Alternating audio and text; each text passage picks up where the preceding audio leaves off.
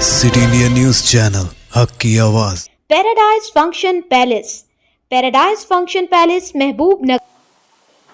सभी प्रेस के मीडिया के जिम्मेदारों को मैं सलाम करता हूं। कल हमारे माजी म्यूनसिपल चेयरमैन साहब केसी नरसिम्हा साहब बीआरएस पार्टी में ऑफिस पे एक प्रेस मीट रखकर 14 हम लोग 14 आदमी काउंसलर रिज़ाइन करते हैं, आप लोग करते क्या बोल के जो भोगला के जो बोल रहे हैं, चेयरमैनगिरी जैसे ही जाने से जो है सुना भोगला के जो बात कर रहे हैं वो बहरान हो चुके हैं, बहरानगी में बात कर रहे हैं। लिहाजा आपको अच्छी तरह मालूम है कि काउंसलर्स को कुछ भी काम नहीं दिया गया, कोई डेवलपमेंट वर्क वार्डों में नहीं हुआ। जितना जैसे तरीके से जो तरीके से होना था उस तरीके से नहीं हुआ। आपके पास कई मरतबा हम लोग आए, लेटर पैड पे सिग्नेचर करके दिए, आप लिए रख लिए। आइंदा भी हम आके भी उसकी मरतबा अगली मरतबा भी आके दिए, नहीं मिनिस्टर साहब के पास सिग्नेचर लेके आना बोल के बोले। मिनिस्टर साहब के पास भी सिग्नेचर ला के दिए, वो काम भी रखा है, वो भी काउंसिल में नहीं आया।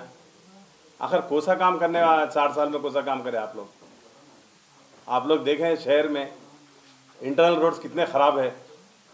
शाशा बुट्टे के रोड है, शाशा बुट्टे से ऑटो स्टैंड रोड है, अवंती होटल से टीचर्स कॉलोनी की रोड है, प्रेमनगर की रोड है, बीके रेड्डी कॉलोनी की रोड है। टाउन में बहुत देखे गए तो बहुत कुछ है, लेकिन एक मेन रोड ब्यूटिफिकेशन करके उसको अच्छा है बता के पब्लिक में बता के जो है सुना पब्लिक को बहका गया है, गुमराह करवाया गया है।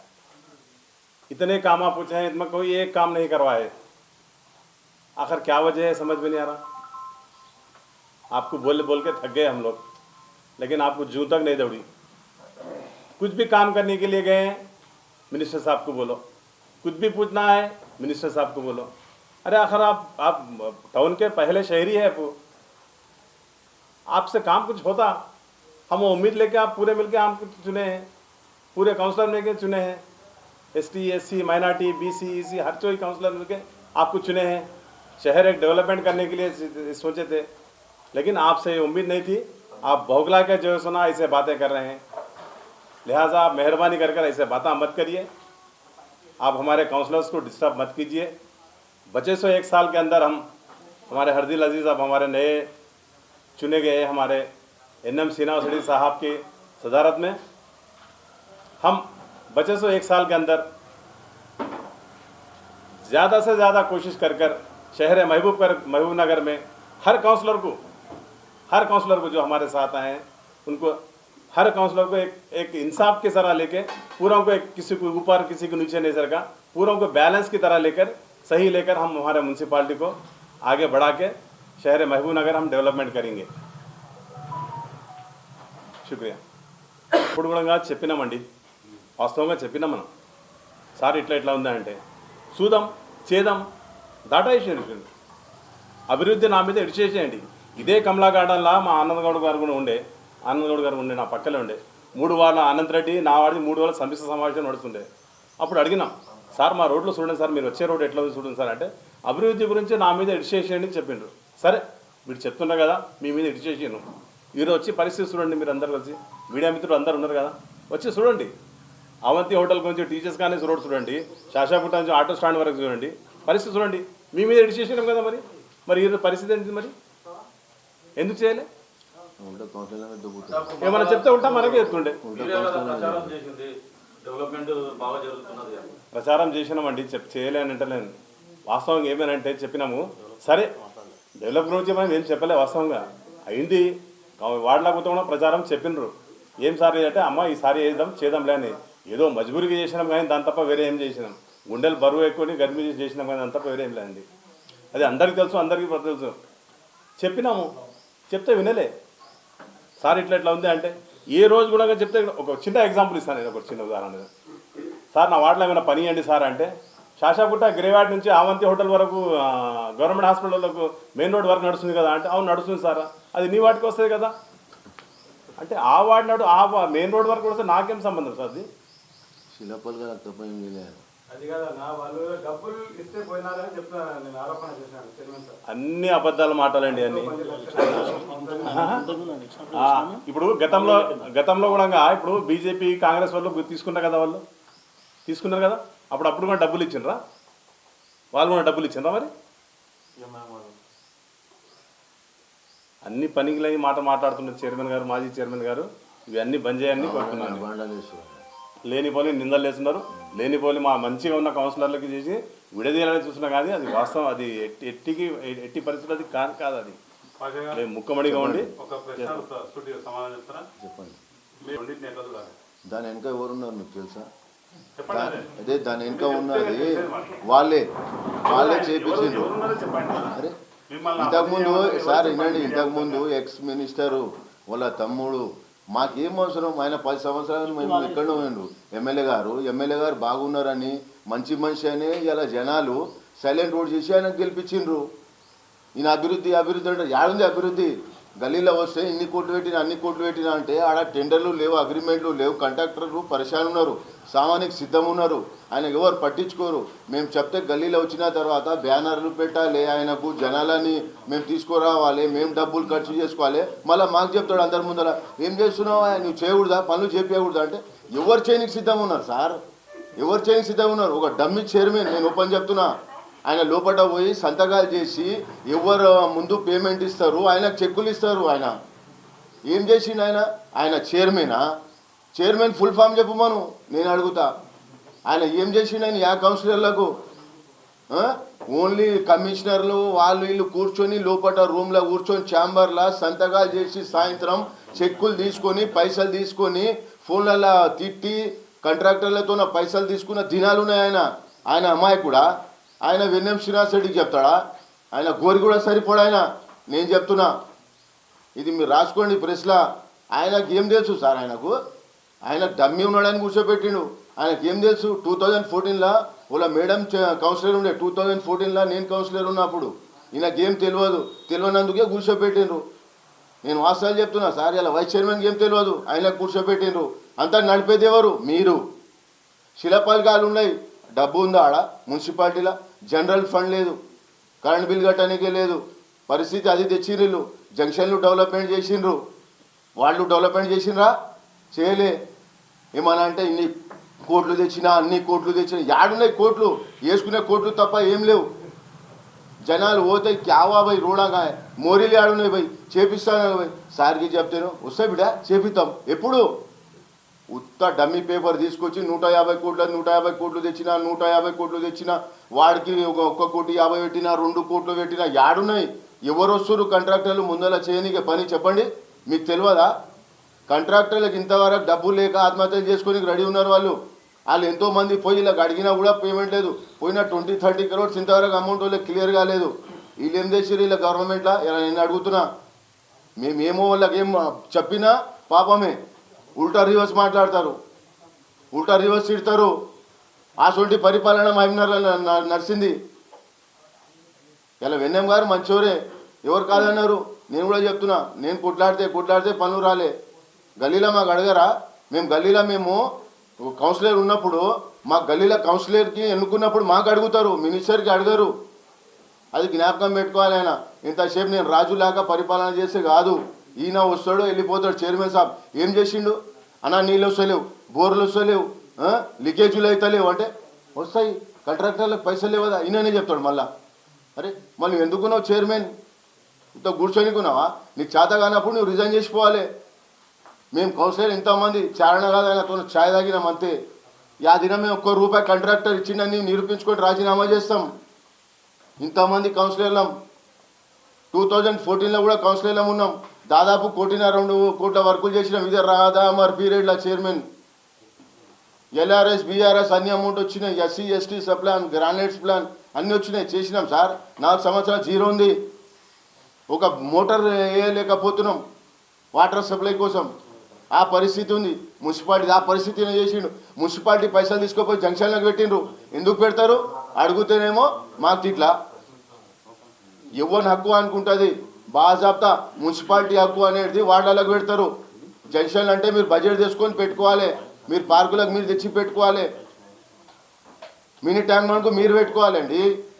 చేసినా ఏం చేసిరు, చేసినంతా ఊరికి తెలుసు, మహబూబ్నగర్కి తెలుసు, అందుకే దుస్థితి పట్టింది మీకు. థ్యాంక్ యూ అన్నా. మేమందరము ఎవరైతే బీఆర్ఎస్ నుండి మేము వచ్చిన వాళ్ళందరం ఉన్నామో బరాబర్ బీఆర్ఎస్ పార్టీ నుండి మేము గెలిచినాం.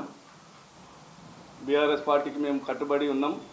మాకు ఎన్ని కష్టాలు వచ్చినా ఏమొచ్చినా వాళ్ళను మా కష్టాలతోటి, మా కౌన్సిలర్ల కష్టాలతోటి ఉన్న చైర్మన్కు మేమే ఎన్నుకున్నాం. సార్ పెద్దవ సార్ చెప్పినందుకు ఇంతమంది మేము కలిసి ఆయనను ఎన్నుకున్నప్పుడు మాకేం చేసిండు, మాకేం ఇచ్చిండు, ఇప్పుడు మాట్లాడుతున్నాడు వేస్ట్గా, మాకేం ఇచ్చిండు ఆయన.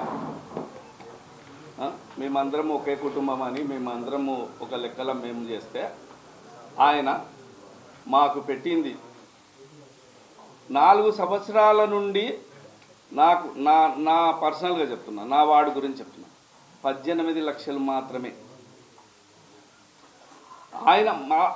ఆయన కూర్చునికే, ఆయన వార్డుకు ఆయన కూర్చునికే, ఆయన ఛాంబర్కు టెండర్ లేకుండానే 50 లక్షలు ఖర్చు పెట్టుకున్నాడు.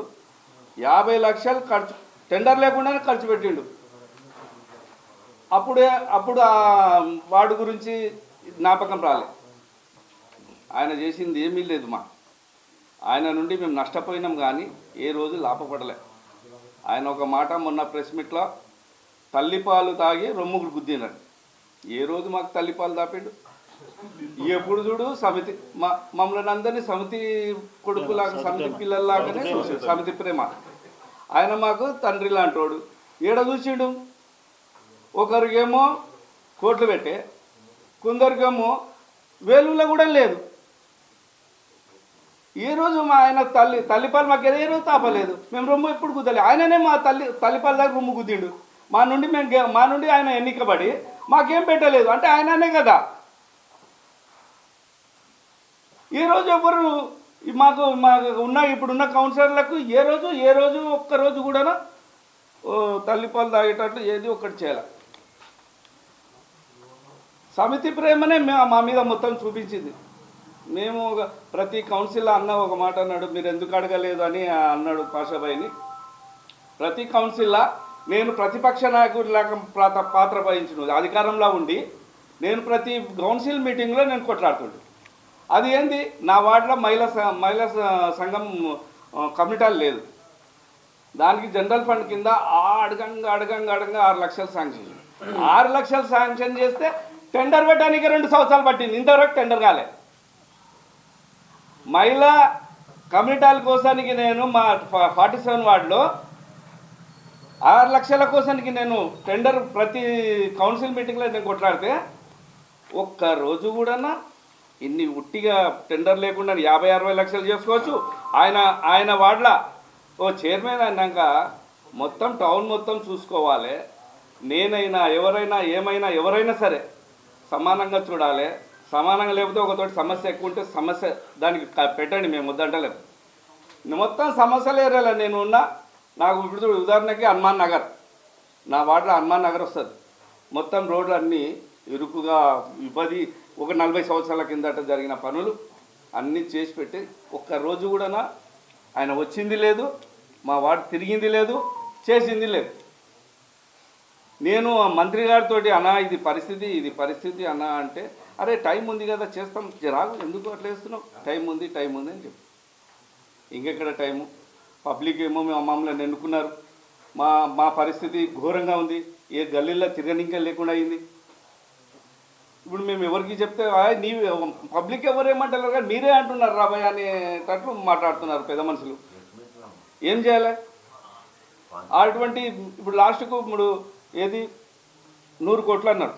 100 కోట్లలో ప్రతి వాడు కోటి అని చెప్పింది. కోటి వస్తున్నాయి కదా అని పబ్లిక్లో ఏమైపోతుందంటే ₹1 కోటి వచ్చినాయి నకరాలు చేస్తున్నారా అని కౌన్సిలర్ మీద లిస్ట్ ఇచ్చేస్తారు. మేము అదే అరే కాదు భయ్ ఇంకా రాలేదు ₹100 కూడా రాలేదు, ₹1 లేదు, 100 కోట్లు ఎంత భయ్ ₹100 కూడా రాలేదు అంటే, అరే గవర్నమెంట్ పెట్టుకొని మీరు అన్ని నకరాలు చేస్తున్నారు మామూలుగా అంటున్నారు. ఏ పని పెట్టుకున్నా పరిశానే ఉంది, చెప్పుకోలేకపోతున్నాం మేము. ఇప్పుడు చూడు జనవరి 6 మేము కలెక్టర్ మేము ఇచ్చేందాడే ఆ రోజు నుండి 27 వరకు అన్ని ఫైల్స్ మొత్తం కచ్చ అన్ని తయారైపోతున్నాయి. ఏమేమి చేస్తున్నారో అర్థమే అవుతలేదు. ఇప్పుడు అన్ని సుఖంలాగానే చేసుకున్నారు. మీడియా మిత్రులకు అందరికీ నేను చెప్పుకునేది అంటే మా బాధ మేము బరాబరు బీఆర్ వినడం, మాకు గెలుపు కూడా ఆయన తిరిగిండు, మేము ఆయనను అనడం లేదు. కానీ చైర్మన్ గారు మాకు సమితి ప్రేమనే చూపెట్టిండు. ఏ రోజు మాకు కరెక్ట్ ఇవ్వలేదు, మాకు ఫండ్స్ పెట్టలేడు.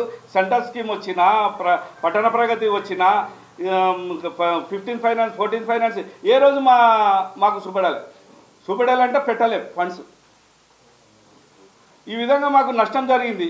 అందుకే మేము కనీసము ఈ కొత్త ప్రభుత్వంలోనన్నా ఏదైనా కొన్ని పనులు చేసుకుందామనే ఆలోచనతోటే మేము ముందరికి వచ్చినాం. కానీ ఎవరితో డబ్బులు తీసుకొని వాళ్ళలాగా వీళ్ళలాగా అన్నీ చేసి మేము తప్పు పని చేయలే. అందువల్ల మా మీద చూడమను, లేదా ఆయన రాజీనామా చేస్తా అంటే మేము కూడా రాజీనామా చేయడానికి రెడీ ఉన్నాం. ఏం పెద్ద ఇది మేము చేసిందేముంది, మీరు అధికారంలో ఉండి ఏం పని చేసలేము, ఇప్పుడు చేసేది ఉంది. ఆయన ఓ 10 పనుల్లో 4 పనులన్నా ఇస్తాడనే ఆలోచనతోటి మేమంతా ముక్కుమడిగా ఆయనకు సపోర్ట్ చేస్తున్నాం మేము.